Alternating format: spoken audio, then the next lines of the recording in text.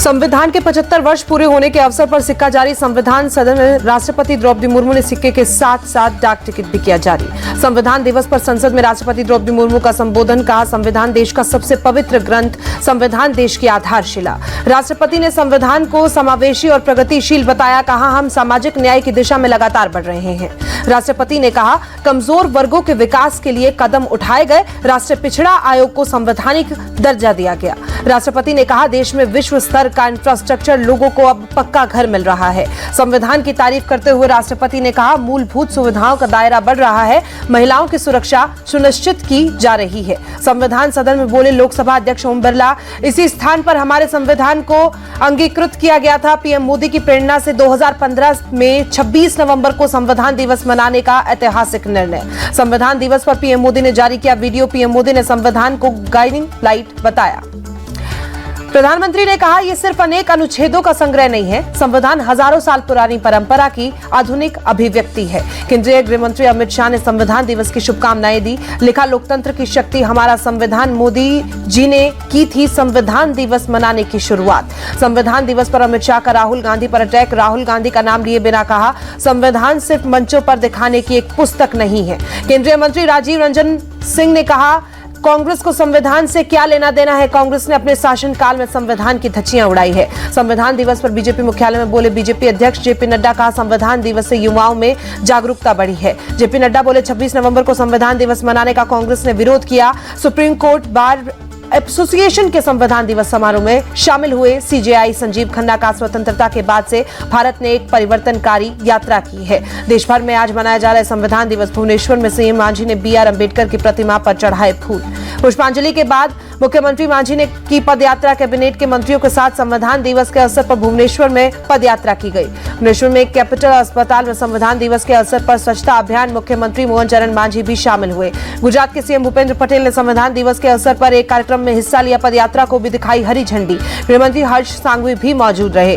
संविधान दिवस के अवसर पर आयोजित कार्यक्रमों पर अखिलेश यादव ने उठाए सवाल। कहा, जब संभल में कई जाने चली गई हो तो गम के माहौल में कैसे उत्सव मनाया जा सकता है। संविधान को लेकर अखिलेश यादव के बयान पर गिरिराज सिंह का पलटवार। का अखिलेश के डीएनए में संविधान विरोध, इसलिए वो ऐसी भाषा बोल रहे हैं। संभल हिंसा पर योगी सरकार के मंत्री नितिन अग्रवाल का दावा। बोले, तुर्क और पठान के विवाद में भंग की शांति, हिंसा वर्चस्व की राजनीति का नतीजा। संभल हिंसा को लेकर मुरादाबाद के कमिश्नर आंजनेय सिंह का खुलासा। बोले, देसी पिस्टल की गोली से हुई मौत, प्लानिंग के तहत हिंसा भड़काई गई, पुलिस की गोली से नहीं हुई मौत। संभल हिंसा पर दर्ज एफआईआर में पुलिस पर पत्थरबाजी और फायरिंग का जिक्र। आंसू गैस की गोले दागे गए, एसआई की पिस्तौल छीनने की भी कोशिश की गई। संभल हिंसा में 7 और एफआईआर दर्ज हुई। 2500 अज्ञात लोगों को आरोपी बनाया गया। संभल पुलिस ने जामा मस्जिद के सदर जफर अली को पूछताछ के लिए बुलाया है। समझ जाएंगे कांग्रेस नेता राहुल गांधी हिंसा पीड़ित परिवारों से करेंगे मुलाकात। संभल में बवाल पर कांग्रेस सांसद इमरान मसूद का बयान। कहा, संभल में सीधे सीधे लोगों की हत्या हुई है, हत्यारों पर दर्ज होना चाहिए मुकदमा। कांग्रेस सांसद इमरान मसूद ने कहा, संभल में हिंदू मुसलमान का झगड़ा नहीं, संभल में झगड़ा पुलिस बनाम मुसलमान।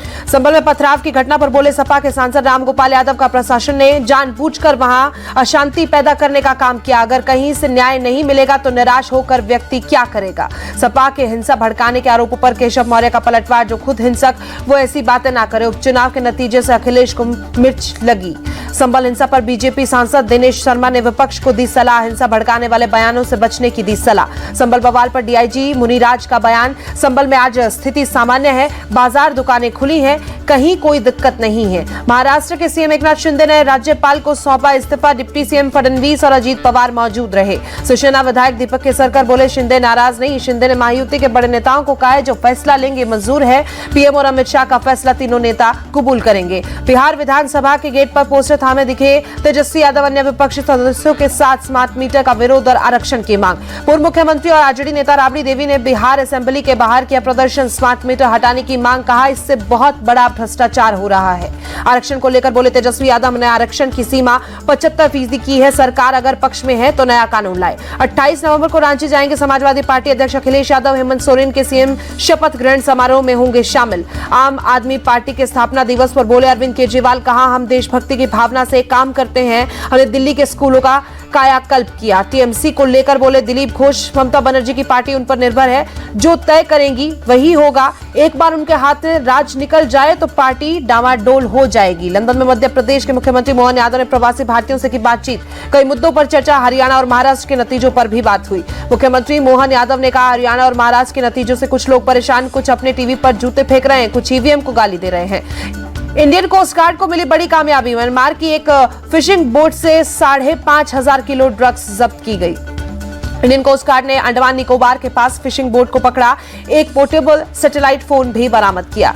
मध्य प्रदेश के दामोह में एक सेठ परिवार के घर में शादी के दौरान गहनों से भरे बैग की चोरी, सीसीटीवी में बैग ले जाते दिखे चोर। एस्सार समूह के सह संस्थापक शशिकांत रुइया का निधन, 81 वर्ष की आयु मिली अंतिम सांस। यूपी के प्रयागराज में महाकुंभ की तैयारियां तेज, 13 जनवरी से होगी महाकुंभ की शुरुआत। तमिलनाडु के नागापट्टिनम शहर के कई हिस्सों में बारिश, शहर के कई हिस्सों में जल भराव। चेन्नई शहर के कई हिस्सों में तेज बारिश, माउंट रोड इलाके में सड़कों पर पानी भरा। कानपुर में गंगा पर बना शुक्लागंज पुल ढहा, 125 साल पहले अंग्रेजों ने बनाया था पुल, जर्जर होने के बाद इस पर आवागमन पहले से बंद था। सेतु निगम ने लंबे समय के लिए पुल को किया था बंद, सरकार से इसे तोड़ने पर जताई थी सहमति। चल रही थी पिकनिक स्पॉट बनाने की कवायद। राजधानी की हवा बेहद खराब श्रेणी में बरकरार, कई जगहों पर AQI 400 के पार। दिल्ली के कनॉट पैलेस में छाई धुंध, बहुत खराब श्रेणी में बना हुआ है AQI। दिल्ली के नेहरू पार्क में भी स्मोक से बुरा हाल, सुबह सुबह छाई धुंध की परत। दिल्ली के सरिता विहार में बहुत खराब श्रेणी में पहुंचा एयर क्वालिटी इंडेक्स, इलाके में छाई धुंध की मोटी परत। दिल्ली आने जाने वाली ट्रेनों पर धुंध का असर, ट्रेनों की रफ्तार धीमी हुई। नई दिल्ली रेलवे स्टेशन के पास AQI 382 दर्ज। ढाका में श्री चिन्मय कृष्णदास को हिरासत में ले जाने के बाद इस्कॉन ने किया ट्वीट, लिखा, इस्कॉन का कहीं भी आतंकवाद से कोई लेना देना नहीं, बेबुनियाद आरोप लगाना अपमानजनक। इस्कॉन ने भारत सरकार से किया आग्रह, बांग्लादेश सरकार से बात कर चिन्मय कृष्णदास को तुरंत रिहा कराएं। बीजेपी नेता दिलीप घोष ने चिन्मय कृष्णदास को ढाका में हिरासत में लिए जाने पर जताई चिंता, कहा कोई नहीं जानता कि वो कहां है। बांग्लादेश में हिंदू लोगों को दबाने की कोशिश की जा रही। और गावस्कर ट्रॉफी के पहले टेस्ट में टीम इंडिया ने दर्ज की धमाकेदार जीत, पर्थ में ऑस्ट्रेलिया को 295 रन से हराया। ऑस्ट्रेलिया को जीत के लिए भारत ने दिया था 534 रनों का टारगेट, बड़े लक्ष्य के सामने फेल हुई ऑस्ट्रेलिया। दूसरी पारी में 238 रन पर ऑल आउट। पर्थ टेस्ट के तीसरे दिन ऑस्ट्रेलिया के 12 रन पर गिरे थे 3 विकेट। चौथे दिन ऑस्ट्रेलियाई टीम 7 विकेट खोकर बनाए 226 रन। पर्थ के ऑफ स्टेडियम में पहली बार हारी ऑस्ट्रेलियाई टीम, भारत पहली बार जीता। ऑस्ट्रेलिया में भारत की हुई अब तक की सबसे बड़ी टेस्ट जीत।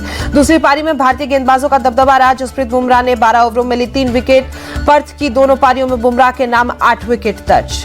पर्थ टेस्ट की दूसरी पारी में मोहम्मद सिराज ने झटके 3 विकेट। वाशिंगटन सुंदर ने 2 विकेट लिए। हर्षित राणा और नीतीश कुमार रेड्डी को 1-1 पर कामयाबी मिली। भारतीय कप्तान जसप्रीत बुमराह का बयान, दबाव में आने के बाद टीम ने कमबैक किया, ऑस्ट्रेलिया को हराकर मिली खुशी।